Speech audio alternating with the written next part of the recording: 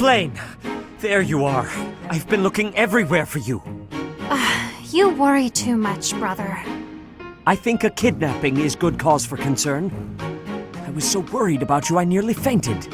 Had that not happened, I would have never been allowed to join the professor's class. Even from something so dire, some good did come of it. That is a dangerous attitude. This world is full of peril. You must be more vigilant. Please understand, I allowed you to enroll here only because I thought it best for your safety. I am very much aware of that. You wanted to speak to me of something? Yes, my dear little sister. You are kind beyond all measure, and you are the very picture of innocence. But precisely because of these very fine qualities, I worry about your interactions with the others here. This year's students are particularly eccentric. As your brother, it is my duty to help you with any concerns you may have. I do appreciate the offer, but all the students and professors have treated me exceptionally well. Even so, there must be at least some worry. Please, you need not conceal anything from me. You worry far too much. There is truly nothing to share, and nothing for you to fret over. Are you absolutely sure? The idea of you suffering in silence is unbearable to me. Enough! I made it clear that nothing is wrong. I stand by my word. Well, there is one concern that comes to mind. What is it? Tell me. I will help however I can. There is a certain somebody who seems determined to get in the way of my friendships with my classmates. What? That's horrible! Fear not. I will handle this scoundrel for you. Just tell me his name. It is you, brother. Now then, I must be on my way.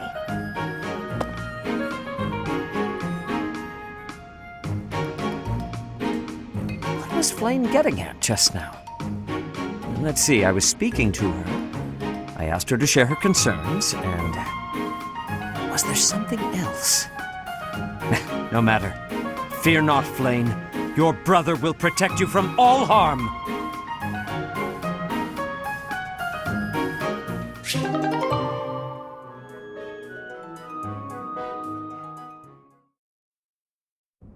Brother! Flayn, is something the matter? I thought I made it clear that I do not want you meddling in the affairs of me and my friends. I am not quite sure what you are referring to, but I promise you I would never try to stand in your way. It has come to my attention that you have been running about asking people what they think of me.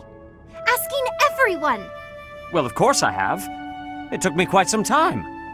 But for you, it was well worth the effort. I was able to confirm that you are getting along well with everyone. It was very reassuring. I cannot emphasize enough how embarrassed I was when I found out. And you have caused such a stir for those whom you questioned. Why, one person even said he feared for his life when you cornered him in the dining hall. The dining hall? Ah, I know the fellow you are referring to. Yes, I've seen the way he looks at you. I recognized in an instant that he had impure feelings for you. As your brother, I took it upon myself to test his resolve. I merely asked him if he was prepared to lay his life on the line for my beloved sister. He is nothing more than a friend. Kindly keep out of my social business in the future. I am happy to see that you are making friends, but you should weigh your options more carefully. Who I befriend is absolutely none of your business. Do you know what they call people like you? Overprotective meddlers. I am no longer a child. Are you incapable of trusting me, even a little? Of course I trust you, but as an elder brother, I have a certain responsibility. As my brother? Obviously. Oh, never mind it.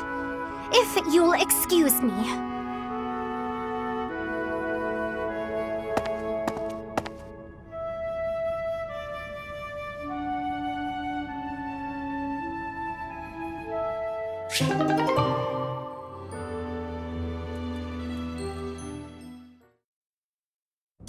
Flayn. Here to pester me, brother? No, I think I'm the one who ought to be pestered. Regardless of what I say to you, it is not as though it has any effect in reducing your worry over me. That is true. No matter where you are, and no matter what you're doing, I will always worry. But that's only because I treasure you so very much. Please understand, I'm not trying to hurt you. Of that I am well aware. I am touched that you care so deeply.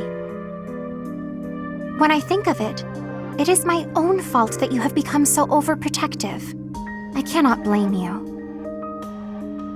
No, the fault is entirely mine. You were still so young. I placed far too much strain on you, and our lack of resources was no excuse. Worse, I failed to watch you during the battle.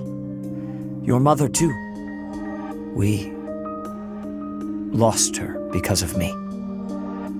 Afterward, it broke my heart to see how much you would need to rest just to survive.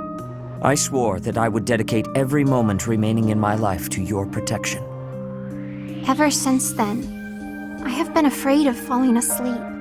My fear of sleeping is outmatched only by my fear of spending my life alone. Even if it cannot last, I want to live among my peers as one of them, as an ordinary person, similar to how you and Mother coexisted with your own comrades back then, fighting side by side. Quite right. I know you must leave the nest someday. No matter how many ages our lives may span, I know that's the way of it. Father. Don't. Nobody is listening, Father. Let me address you as such just this once. I have valued the quiet days you and I have spent alone together, but I am no longer a child. Just as you and Mother met one another, and eventually I was brought into the world, I know. Please, no more. No matter what happens, you are my daughter. It gives me great joy to see you grow.